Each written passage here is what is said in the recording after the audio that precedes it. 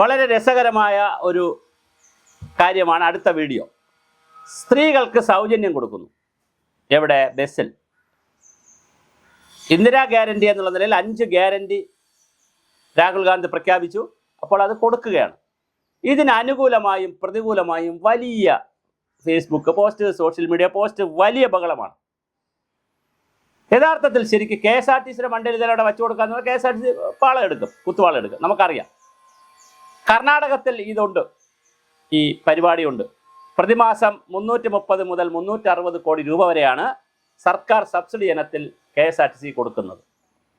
തെലങ്കാനയിൽ 280 മുതൽ 300 കോടി രൂപ വരെ സബ്സിഡി കൊടുക്കും, സർക്കാർ കൊടുക്കും ആ പൈസ. തമിഴ്നാട്ടിൽ 200 മുതൽ 220 കോടി രൂപ വരെ. ആന്ധ്രയിൽ 162 മുതൽ 243 കോടി രൂപ വരെ കൊടുക്കും. പഞ്ചാബിൽ 50 കോടി രൂപ കൊടുക്കും. എല്ലായിടത്തും എല്ലാ ബസ്സിലും ഇല്ല, വളരെ ദീർഘദൂര യാത്രകളിലില്ല. കളറുകൾ വെച്ചിട്ടുണ്ട്. പിങ്ക് ബസ്, വൈറ്റ് ബസ്, മഞ്ഞ ബസ് എന്നൊക്കെ പറഞ്ഞ് പലയിടത്തും പല കളറുകളിലുണ്ട്. ചിലയിടത്ത് സിറ്റി ബസ്സുകളിലേ കാണത്തുള്ളൂ, ചിലയിടത്ത് അത് ലോക്കൽ ബസ്സുകളിൽ കൂടെ കാണും, ചിലയിടത്ത് ഈ ഫാസ്റ്റ് പാസഞ്ചറിലും കാണും. സൂപ്പർ ഫാസ്റ്റിലില്ല, ഒരിടത്തും ഇല്ല. ഡീലക്സ്, സൂപ്പർ ഫാക്സറിലൊന്നും ഇല്ല. അതാണല്ലോ ദീർഘദൂര യാത്രകൾ. എന്തായാലും സബ്സിഡി ആയി കൊടുക്കുമ്പോൾ ടിക്കറ്റ് വരുമാനത്തിൻ്റെ പകുതി സ്ത്രീ സൗജന്യ യാത്ര കൊടുക്കുമ്പോൾ അതിൻ്റെ സബ്സിഡി കൊടുക്കേണ്ടി വരും. ഒരു 2 കോടി രൂപയെങ്കിലും പ്രതിദിനത്തെ കണക്കാക്കിയാൽ 60 കോടി രൂപ KSRTC കൊടുക്കേണ്ടി വരും. അതുപോലെ തന്നെ KSRTC യാത്ര മാറ്റണമെന്ന് കണക്കാക്കിയാൽ 2.5-2.25 കോടി രൂപ സർക്കാരിന് ചിലവ് വരും. എന്ന് വെച്ചാൽ പ്രതിമാസം 75-82 കോടി രൂപ, ദിവസം കണക്കാക്കുമ്പോൾ ഒരു 82 കോടി രൂപ, 75 മുതൽ ഒരു 82 കോടി രൂപ വരെ ഒരു മാസം സർക്കാർ കൊടുക്കേണ്ടി വരും.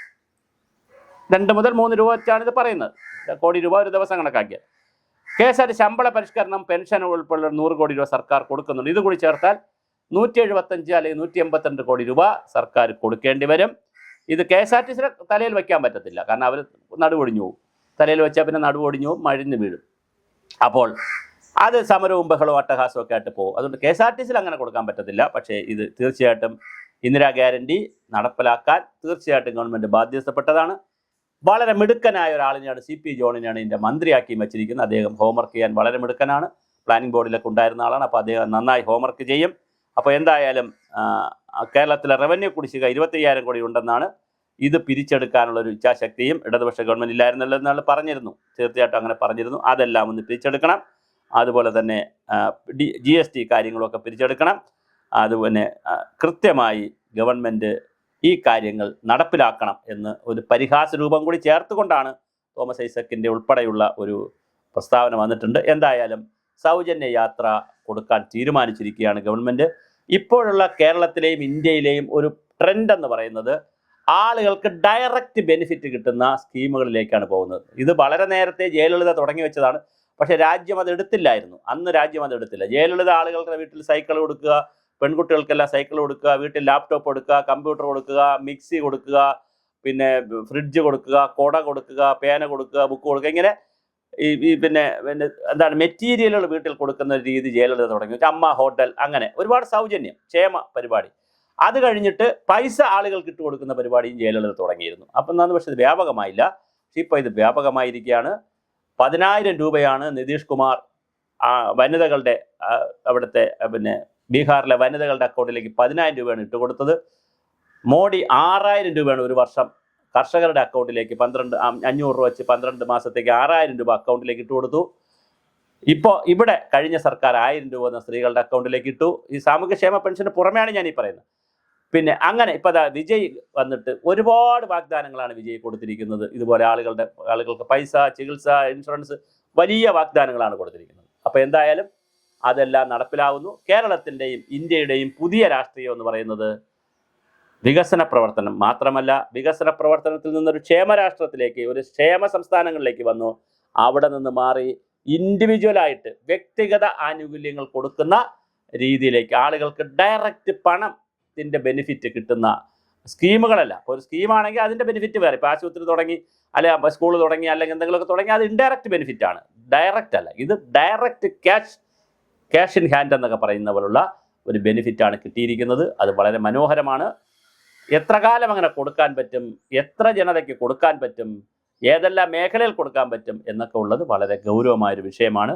ഇനി അങ്ങനെ ഒരു രാഷ്ട്രീയമാണോ വളർത്തേണ്ടത്, അതോ വികസനത്തിൻ്റെ രാഷ്ട്രീയമാണോ കൊണ്ടുവരേണ്ടത്, ഈ പണമെല്ലാം എടുത്ത് സമൂഹത്തിൽ തൊഴിലുകൾ തുടങ്ങി ആ തൊഴിലിൽ നിന്ന് വരുമാനമുണ്ടായി അങ്ങനെ ഒരു എക്കണോമിക് സർവേ ആണോ അല്ലെങ്കിൽ എക്കണോമിക് സർക്കുലേഷൻ മണി സർക്കുലേഷൻ ആണോ സമൂഹത്തിൽ വേണ്ടത് എന്നുള്ളതും ചിന്തിക്കേണ്ട വിഷയമാണ്.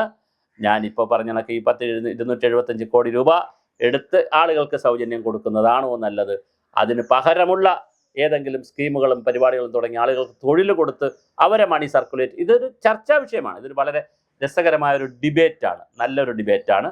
എന്തായാലും കേരളത്തിൽ 5 ഗ്യാരണ്ടി പറഞ്ഞു, അത് സ്വാഭാവികമായിട്ട് ഇലക്ഷൻ സമയത്ത് ഗ്യാരണ്ടികൾ പറയും. അതിൽ രണ്ടെണ്ണം ഇപ്പം നടപ്പിലാക്കി. ഒന്ന് ഈ ജൂൺ 15 മുതൽ. ഇനി അതിൻ്റെ വിശദാംശങ്ങൾ വന്നാൽ മതി. അതിപ്പോൾ KSRTC തീരുമാനിച്ചല്ലോ ക്യാബിനറ്റ്. ഇനി KSRTC ആയിരിക്കും അതിൻ്റെ ബാക്കി ഡീറ്റെയിൽസ് വർക്കൗട്ട് ചെയ്തിട്ട് അത് ക്യാബിനറ്റിൽ വെക്കണമെങ്കിൽ വയ്ക്കും, അല്ലെങ്കിൽ റാറ്റിഫൈ അങ്ങനെ എന്തെങ്കിലും ജസ്റ്റ് ഇൻഫോം ചെയ്താൽ മതിയായിരിക്കും.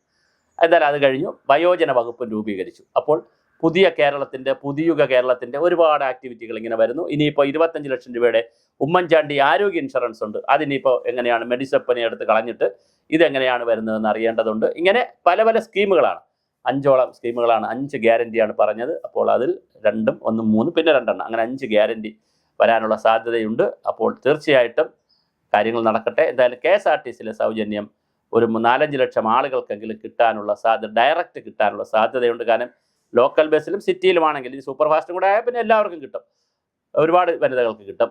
അല്ലെങ്കിൽ ഈ 2 പിന്നെ സൂപ്പർ ഫാസ്റ്റിലും പിന്നെ അല്ല സാധാരണ ലോക്കൽ ബസ്സിലും സിറ്റി ബസ്സുകളിലും പിന്നെ നമ്മുടെ ഇതിലും ഏതിൽ പിന്നെ ഫാസ്റ്റ് പാസഞ്ചറിലും അതിപ്പോൾ ഉണ്ട്.